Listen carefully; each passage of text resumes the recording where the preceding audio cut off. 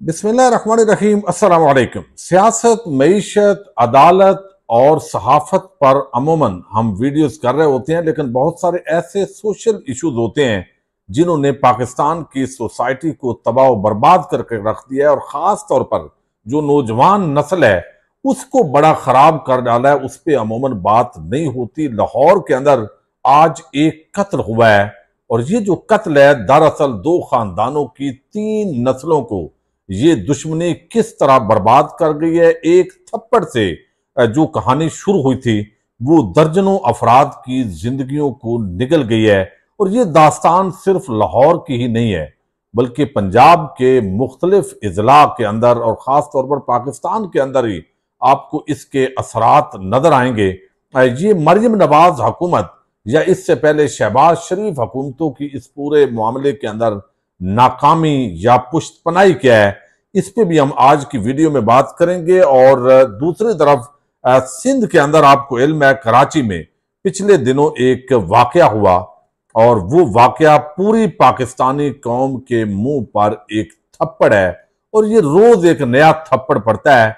निताशा जो एक अमीर जादी है, एक बाप और बेटी को उसने कुचल डाला और ये कुचलना गलती भी हो सकती है, उसने दानिस्ता तौर पे मुमकिन है ये ना किया हो, वो नशे में हो सकती है, ये सारी चीजें अपनी जगह हैं।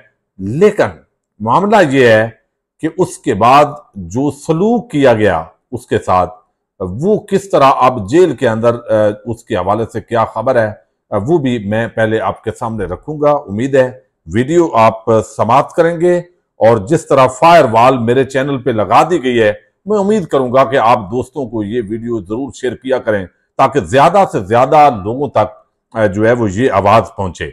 अच्छा, अब आप देखिए निताशा, ये वाकया बहुत रिपोर्ट हो चुका, इस पे हम बात नहीं करेंगे। अब इतला ये है कि जिस कराची की जेल के अंदर निताशा को रखा गया है, पहले तो पुलिस ने जितना घटिया किरदार इस पूरे मामले में किया है वो आपने देखा। यानी आप अमीर हो, गरीबों के कुचल जाएं, उसके बाद पैसा आपके पास है, पाकिस्तान के इदारे आपकी मुट्ठी में हैं, चूंकि फैक्ट्रियों, कारखानों, मिलों के आप ओनर हैं। अब आपका जुर्म नहीं है, जुर्म तो उस गरीब का है जो पैदल चल रहा है रोड पे।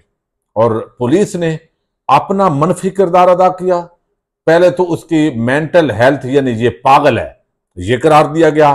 फिर एक होता है कि बंदा नशे में हो तो उस पर कत्ले अमद जो है वो अप्लाई नहीं होता। बहुत सारे लोगों को चूंकि पता नहीं होता इसलिए मैं ज्यादा डिटेल में भी नहीं जाता, लेकिन कत्ल, सिर्फ कत्ले अमद जो है वो उसकी सजा 302 में है। याद रखें, 3 कत्ल की और इकसाम है। एक कत्ले शुबा अमद है, एक कत्ले खता है, एक कत्ल बेसबब है। अब जिसके अंदर कत्ले अमद का मतलब ये होता है कि बंदे ने इरादा तन कत्ल किया, इसकी तादीरात पाकिस्तान की दफा 301 में तारीफ है, 302 के अंदर इसकी सजा है। बाकी जो कत्ल है उसके हवाले से चूंकि इसको कत्ल बेसबब या कत्ले खता करार देना है ना, तो उसके लिए जरूरी है कत्ले सबब आप बनाएं। उसमें फिर दियत की रकम होती है। अगर ड्राइविंग के अंदर आप गफलत कर रहे हैं तो उसमें भी 10 साल सजा हो सकती है। नशे के हालत के अंदर आप बना देते हैं तो इसके अंदर आपका कसूर नहीं है, तो आप नशे में थे, लेकिन नशा बजाते खुद एक जुर्म है, तो इसकी अलहदा निताशा पर भी जो है वो FIR दर्ज की गई है। अब जेल के अंदर वो पहुंची है तो खबरें आ रही हैं 3-4 खादमाएं उनको दी गई हैं, उसकी नौकरी चाकरी हो रही है, पूरा सिस्टम उसके आगे दुम हिला रहा है। तो बुनियादी बात यह है कि उसने कत्ले अमद नहीं किया होगा, दियत से वो मामला दायर है, रफा दफा बिल आखिर हो ही जाना था। लेकिन पुलिस का और पाकिस्तान के इदारों का और निजाम का उसके सामने दुम हिलाकर नाचना और दुम हिला के सरेंडर करना, ये पाकिस्तान के आम गरीब मुतवसत तबके के लोगों की बुनियादी तौर पर तौहीन ये की है। अगर आप अंदाजा करें इसकी जगह पे एक आम गरीब आदमी होता, यानी ये बाप बेटी होते, बेटी ड्राइविंग कर रही होती जो गरीब है और सामने ये अमीर जादी होती और ये कुचली जाती, और इसके अब्बा जी जो इतने बड़े हैं यानी खुदा ना खास्ता अगर मामला इससे उल्ट होता तो क्या पुलिस ये सलूक करती, क्या ये सिस्टम इस तरीके से सलूक करता? तो जब आप इस तरह इदारों के अंदर भेड़िए टाइप लोग ले आते हैं बहुत सारी जगहों पे, तो फिर ये होता है। फिर गरीब अगर आवाज उठाता है तो आपको तकलीफ होती है। तो ये इस वक्त निताशा जो है बताया जा रहा है कि जेल के अंदर मजे से है, और इस पर अभी सिंध हुकूमत का मौकफ कोई ऐसा नहीं आया। अच्छा, दूसरा, आज एक लाहौर के अंदर वाकया हुआ है। बुनियादी तौर पर अमीर बालाच, आपको इल्म है, उसका पिछले महीने के अंदर चंद माह पहले मर्डर कर दिया गया। नौजवान था, बड़ा खूबरो, बड़ा जबरदस्त था, बैरून मुल्क तालीम हासिल की, लेकिन टीपू ट्रक्का वाला का वो बेटा था और उसका मर्डर हुआ। उसके बाद उसका जो दोस्त है एहसन, उस पर इल्जाम लगा कि उसने मुखबरी की है, उसको गिरफ्तार कर लिया गया। फिर बिल आखिर जो एहसन इकबाल है, जो एहसन शाह, उसका भी मर्डर हो गया। मर्डर ऐसे हुआ कि पुलिस जो है वो अमूमन इस वक्त आप पंजाब के कम अज कम, बाकी सिंध के तो हालात मुआवजा ही कोई नहीं ना, सिंध तो गया गुजरा है, यानी उसका वाली वारस को नहीं है, वो जरदारियों को ठेके पे दे दिया गया है, ऐसे लगता है। अच्छा, अब यहां पे बलूचिस्तान वैसे ही आपको इल्म है, अल्लाह मालिक है, केपीके के अंदर कुछ रवायात अभी तक जिंदा है, और वो इसलिए नहीं कि पीटीआई की हुकूमत है तो हम सपोर्ट कर रहे हैं, जेन्युइनली वहां पे लोग आवाज उठाते हैं, हुर्रियत पसंद लोग रहते हैं। अच्छा, अब यहां पे जो है वो मामला ये हुआ है कि आप देखिए कि इस सारी चीज के अंदर बुनियादी तौर पर ये दो खानदानों की जो है वो दुश्मनी है। इस दो खानदानों की दुश्मनी, पहले ये अमीर बलाज टीपू, इसका मर्डर हुआ, इसका वालिद टीपू ट्रक्का वाला 1993 में यानी 2010 के अंदर उसका मर्डर हुआ। 1994 के अंदर उनका टीपू ट्रक्का वाला का वालिद था बिल्ला ट्रक्का वाला, बिल्ला, उस बिल्ला ट्रक्का वाला का ये बिजनेस है इनका, ट्रक्का वाला का। अब इल्जाम तीफी बट, गोगी बट, ये एक पूरा मुख्तलिफ जो है ना इन पर लगता रहा। अब एहसन शाह जो है, इसका अभी जो टीपू इसका यानी अमीर बालाज का मर्डर का मामला था, एहसन शाह का मर्डर हुआ। अब जो भी पुलिस कत्ल करती है ना मावराए अदालत, उसकी कहानी एक जैसी है पूरे पंजाब में। जिस जिले में जाएंगे FIR पढ़ें, कहानी एक ही है कि भाई हम इसको ले जा रहे थे, रास्ते में इसके जो लोग हैं उन्होंने जो है वो पुलिस से छुड़ाने की कोशिश की, हमला कर दिया, और फिर जो है पुलिस ने जो है वो अपनी हवाई फायरिंग की, लेकिन उनके साथियों की गोली से उनका साथी मारा गया। ये कहानी आपको हर जिले में पता होता है कि अदालत के अंदर बात जेन्युइन इस काबिल होते हैं कि उनको मारा जाए, लेकिन फिर भी सिस्टम ठीक नहीं करना। अब ये शहबाज शरीफ का भी तरीका था, मरियम नवाज की हुकूमत के अंदर भी इस वक्त जैसे मरियम नवाज एक टिक टाक वजीर आला के तौर पे सामने आई है, हर DPO ने हर जिले के अंदर टिक टाक पुलिस वाले अफसरों ने बाकियों ने बना के एक टिक टाकरों की इस वक्त पुलिस भी चल रही है। IG पंजाब खुद बड़ा अदाकार और फनकारी के जोर वो दिखाता है, और उसके नीचे जो अफसरान है सारी कारकर्दगी टिक टाक पे। हमारा जिला मंडी बहुद्दीन है, अहमद मुहियुद्दीन DPO अच्छा है, बहुत सारे काम उन्होंने अच्छे भी किए हैं, कर रहे हैं, लेकिन टिक टाक पे जबरदस्त परफॉर्मेंस है उनकी। क्राइम आज भी हो रहे हैं, चोरियां डकैतियां और सारा कुछ हो रहा है, और मावराए अदालत मर्डर भी हो रहे हैं। ये सारी चीजें भी यानी या तो क्राइम रुक जाए, लेकिन ये नहीं हो। अब ये 3 नस्लें निकल गया है, ये एक गैंग नहीं है, बहुत और सारे।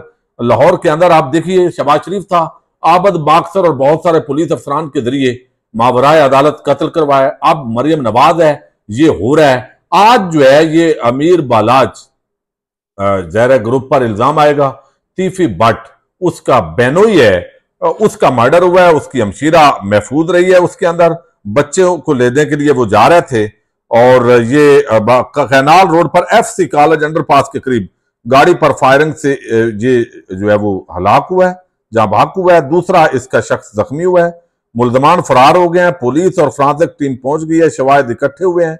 कत्ल होने वाले शख्स की शनाख्त जावेद बट के नाम से हुई है, मकतूल तीफी बट का बेनोई था।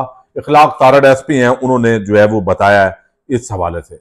अच्छा, अब ये आप देखिए कि फायरिंग करने वाला उजरती कातिल अमीर बालाज का वो गया, 3 गिरफ्तार हुए, एक को पुलिस ने पार कर दिया। फिर ये एक बिल्ला ट्रक्का वाला खानदान जो है और तीफी बट, एक तो गवाल मंडी के बट हैं, जैसे शरीफ खानदान भी वही बट थे, ये गवाल मंडी के ही हैं। तो ये शाह आलम मार्केट है, शाह आलमी मार्केट वहां से है। बहरहाल ये दिन दिहाड़े अब देखिए पूरे पंजाब और पूरे पाकिस्तान के अंदर इस वक्त असला बड़ा आम है। छोटे छोटे बच्चों ने गैंग बनाए हुए हैं और राह जाते लोगों को डकैतियां कर रहे हैं। इस मामले पे कोई बात नहीं कर रहा और एफआईआर जो है वो पुलिस दर्ज नहीं करती। किसी के माल मवेशी चोरी हो रहे हैं, रास्ते में जाते हुए लोग जो है, मैं एक यानी गोजरा हमारा इलाका है थाना, वहां का एक सब इंस्पेक्टर है, एक मामले के अंदर मुझे 2-4 बार जाना पड़ा, तो उसने पैगाम उसको दिया जो मुल्जम था उसको कि भाई इस थाने से मैंने नई गाड़ी निकाल के जानी है। इस कुमाश के लोग इस वक्त पाकिस्तान की लोगों की हिफाजत पे बैठे हुए हैं। वो भी वैसे बट ही था बट ही है।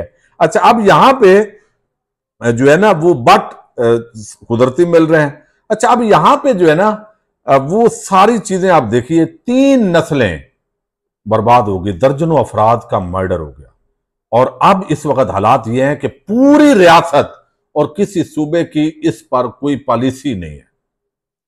चरस, नशा, आइस आम सेल हो रही है, तालीमी इदारों तक पहुंच रही है, कोई रोकने के लिए संजीदा ही नहीं है। चूंकि बड़े बड़े माफियाज, उनको जरूरत है भाई इस तरह बंदूकों वाले उजरती लोग, उनको चाहिए। सियासत इसी के दम से है और चल रही होती है। बड़े बड़े गैंग लाहौर शहर के अंदर अगर अंडरवर्ल्ड के गैंग काम कर रहे हो, कराची की तो समझ में आती है, वो वैसे ही अंडरवर्ल्ड डॉन लंदन में बैठा है और नीचे बड़े बड़े अब कड़छे चमचे वो भी अब डॉन बन गए हैं, लेकिन बन रहे हूं। और शहबाज शरीफ, यानी हमारी कारकर्दगी लाहौर पे अब देखें कितना अरसा शरीफ खानदान का कब्जा है, कब्जे पे दिया हुआ है। जैसे उधर सिंध दिया हुआ है ठेके पे, इधर आले शरीफ को दिया हुआ है। अच्छा, अब इस सारे मामले के अंदर इन चीजों को एड्रेस करने की जरूरत है। रियासती सतह पर पॉलिसी बनाए। छोटे छोटे बच्चे वो इस वक्त हेरोइन और आइस इस्तेमाल कर रहे हैं, वो असला उठा के, इलीगल असला है, वो खड़े हैं, रोज मर्डर हो रहे हैं। मंडी बहाउद्दीन जिला है मेरा, और वहां पे आए रोज जिस दिन कत्ल ना हो उस दिन हैरत होती है। यानी इस वक्त तकरीबन 150 के करीब मर्डर जो है वो तकरीबन, मेरा ख्याल है मुझे बता रहे थे 125 से 150 सालाना मर्डर हो रहा है। आप एवरेज निकाल लें, यानी दुश्मनी है, असला उठाया हुआ है। छोटे छोटे लोग, यानी वो बैरून मुल्क कुछ लोग गए, शोरे छोटे घटिया गलीज किस्म के वो उन्होंने गैंग बना लिए, काम चला रहे हैं, इधर ये है उधर वो है। बस बजाय इसके कि एजुकेशन आती या वो उनके पास पैसा आता तो वो बंदे के बच्चे बनते, लेकिन वो उस तरफ चल पड़े हैं। इसी तरह मुख्तलिफ जिलों की यही कहानी है। तो ये असल में मरियम नवाज हुकूमत के लिए एक बड़ा चैलेंज है। वो इसके अंदर नाकाम हुई है और अब उन पर इल्जाम आता है कि ये उसके अंदर बिल्कुल वो नाकामी का उनको सामना करना पड़ा है। फिर ये कब्जा ग्रुपों के अंदर यही है, हाउसिंग सोसाइटियां एक कब्जा ग्रुप हैं। आप देखिए कितने लोग उन्होंने भर्ती किए होते हैं। फिर इसी तरह पुलिस पुष्टपनाही करती है, दोनों तरफ से पैसा पकड़ती है। ये एक सारी चीजें आपस के अंदर क्राइम जुड़ी हुई है। पाकिस्तान के इदारों के अंदर बैठे हुए लोग, वो जब क्रिमिनल के सहूलतकार बन जाएं, वो पुलिस हो, महकमा माल हो, दीगर इदारे हों, तो फिर वो सब क्रिमिनल, वो कोई सरकारी महकमे में है, कोई सिविल में है, तो क्रिमिनल मिले हुए हैं और इसका नेक्सस टूट नहीं पा रहा। और इस छोटे छोटे यानी खानदान शरीफ आदमी तो रहने की पोजीशन में नहीं है। अगर इन चीजों को यानी इस नाजायज असला को, इन चीजों की प्रॉपर गाइडलाइन कोई नहीं है, और अगर ये नशा जो है इसको रोका ना गया तो ये बर्बाद करेगा। ये टीपू ट्रकों वाला, बिल्ला ट्रकों वाला, आज अमीर बलाय टीपू जो है वो कत्ल हुआ, उसके बाद अब दूसरी तरफ का कत्ल हो गया। तो ये सिलसिला जो है वो आप अंदाजा करें कहां तक जो है वो जाके रुकेगा। एक थप्पड़ से दरअसल ये कहानी शुरू हुई थी और वो उस जमाने के अंदर जो टीपू ट्रका वाला था उसने एक शख्स को जो है वो थप्पड़ मारा, उससे कहा गया कि माफी मांगो, उसने माफी नहीं मांगी। वहां से ये इनका आप देखिए थप्पड़ से चलने वाली कहानी, अगर मादरत कर लेते तो आज यहां मामलात ना होते। ये सबक है आम लोगों के लिए जो बाद में माएं बहनें बेटियां वो जलील हो रही होती हैं। तो वो सबक होता है ये सब के लिए, हमारी सोसाइटी का अलमिया भी है कि इतना अगर गलती हो तो मादरत करने में हरज नहीं होता। अब वो एक थप्पड़ से ये दुश्मनी शुरू हुई थी, मादरत नहीं की थी, दूसरी तरफ वालों ने फिर वो आपस में दोस्त थे, वो दोस्ती दुश्मनी में बदली, चूंकि मादरत नहीं की। उसके बाद दर्जनों लोग, 100 के करीब लोग इस दुश्मनी के भेंट चढ़ चुके हैं। गुजरात में हर जगह बड़ी बड़ी कहानियां हैं, ये एक अलहदा क्राइम रिपोर्टर्स का पूरा एक सब्जेक्ट है। अल्लाह ताला पाकिस्तान का हामी नासर हो। पाकिस्तान जिंदाबाद, पाक फौज पाइंदाबाद।